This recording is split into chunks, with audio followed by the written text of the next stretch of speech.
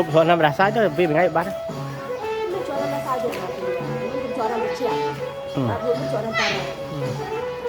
Có tranh cái bánh mà cho chừng nguôi linh lắm.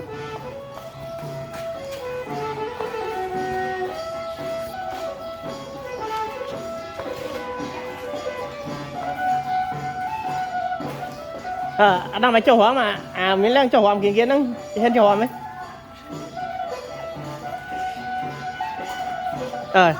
cho mà cho hóa hóa mới tính mông mới lên mình đang cho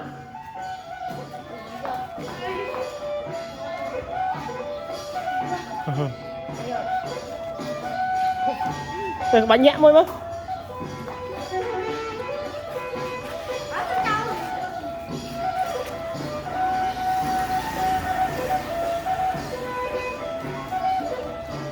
áo lên môi thấy áo lên môi tao hóm đấy thì chết ba này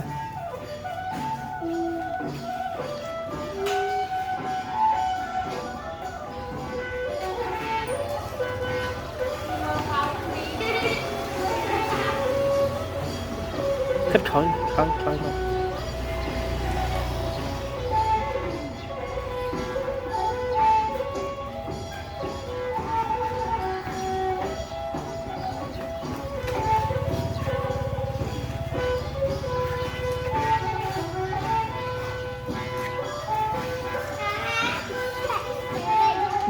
bay tí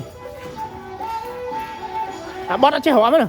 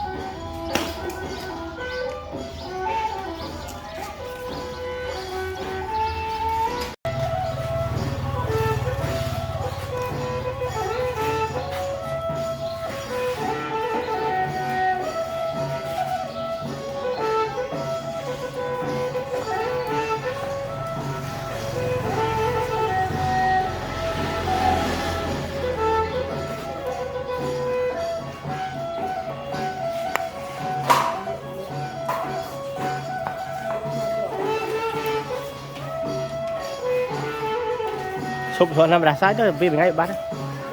Cho nó sai được là mình cho nó được chuyện. Và vừa mới cho nó tài này. có tranh cái bánh mà cho chừng nguôi linh lắm.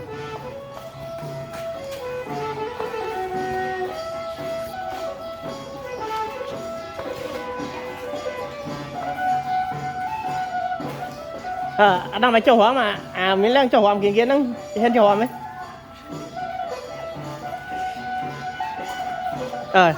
cho mà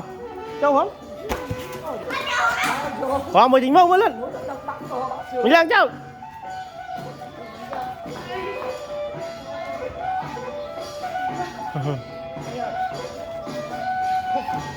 bánh nhẹ môi mà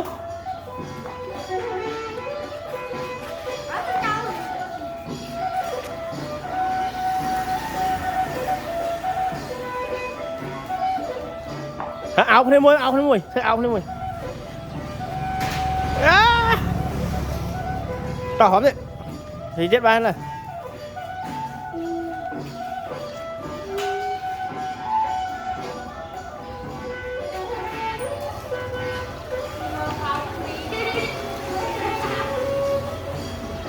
khích khói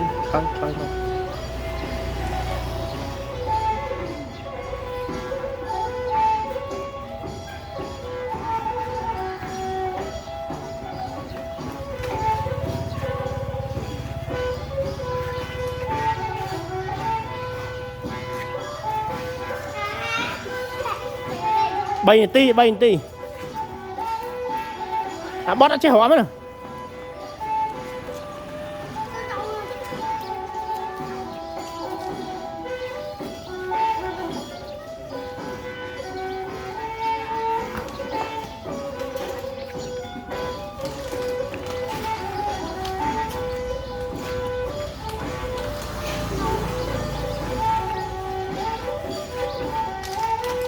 chụp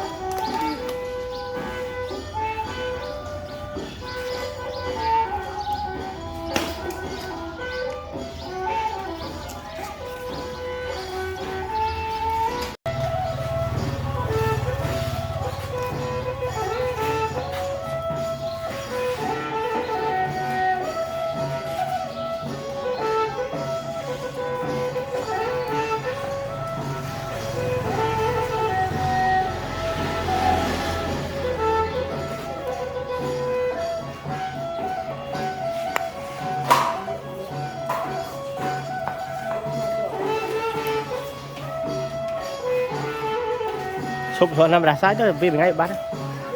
Jualan apa aja nggak punya. Ini jualan kecil. Baru jualan tanah. Cỏ tranh cái bánh mà cho trường ngôi linh lắm.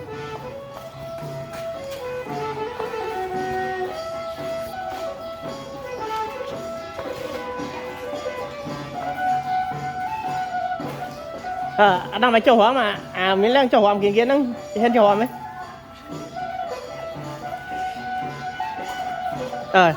cho mà cho hóa hóa mới tính mông mới lên mình đang cho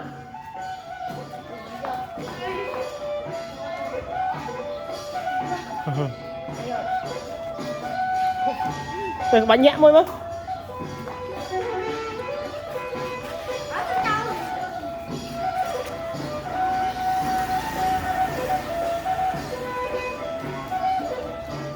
áo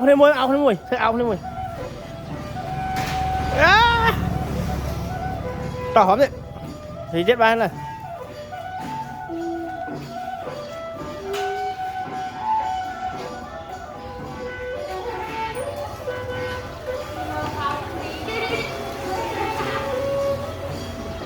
khích khói khói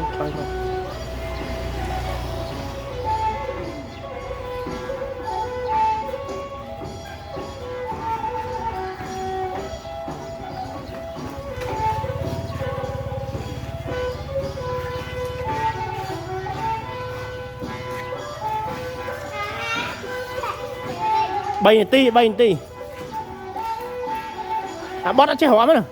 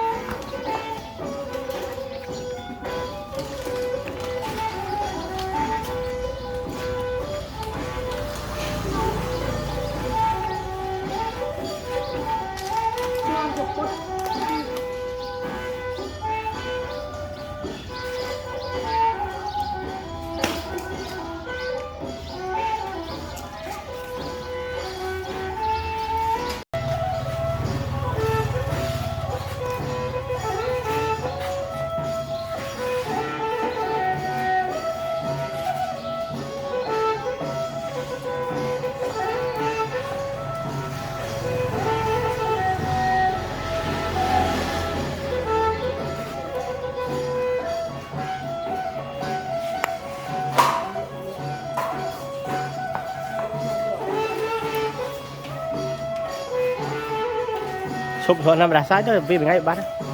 Ini jualan apa aja nggak punya. Ini jualan kecil. Baru jualan tanah. cỏ tranh cái bánh mà cho trường ngôi linh lắm.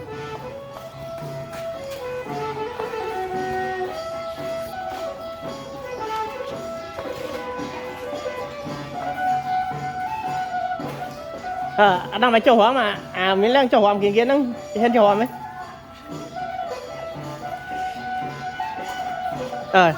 cho mà cho hóa hóa mới tính mông mới lên mình đang cho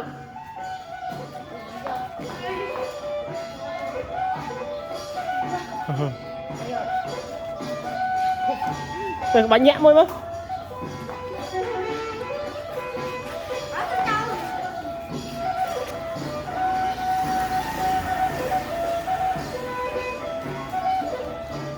áo lên môi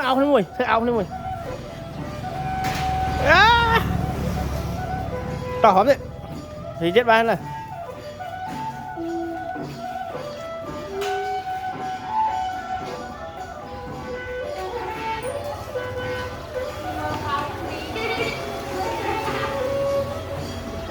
khích khỏi khỏi khỏi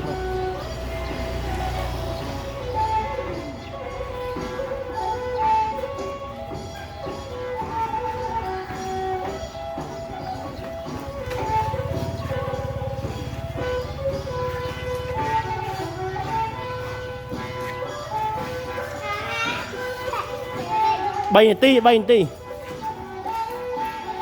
à bót đã chơi hóa mới nè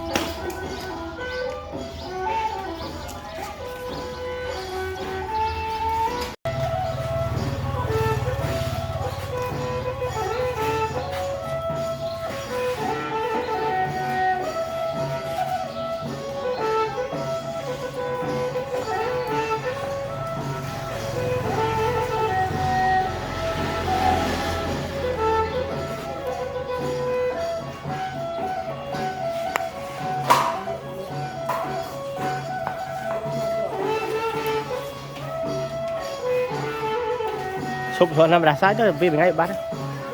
Jualan apa saja mungkin jualan kecil tapi itu jualan tanah tỏ tranh cái bánh mà cho trường ngôi linh lắm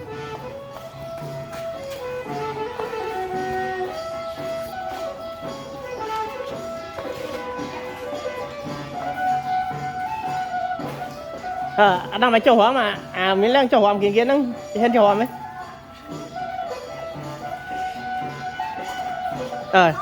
cho mà cho hóa hóa mới chính mông mới lên mình đang cho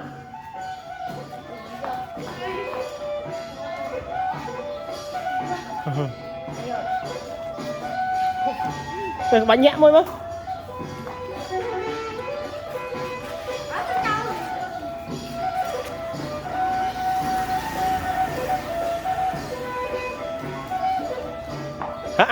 áo lên môi thấy áo lên môi tỏ hóm đấy thì chết ba này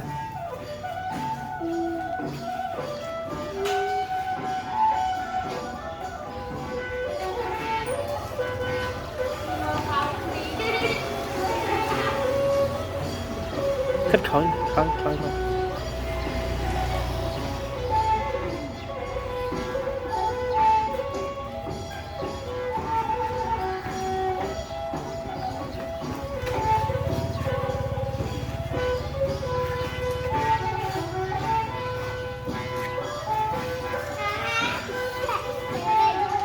bay tí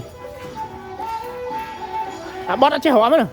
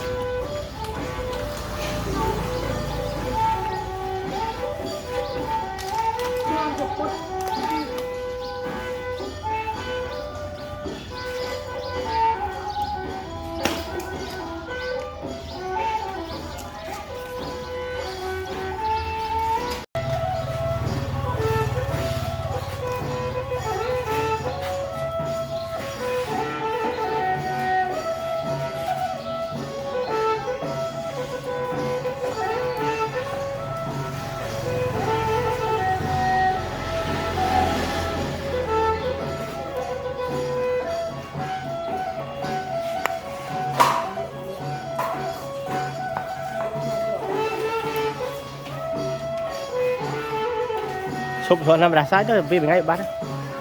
jualan apa saja mungkin jualan kecil tapi itu jualan tanah tỏ tranh cái bánh mà cho trường ngôi linh lắm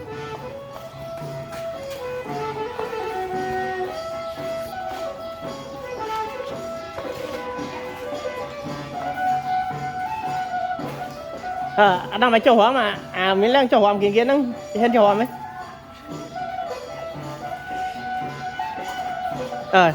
cho mà cho hóa hóa mới tính mông mới lên mình đang cho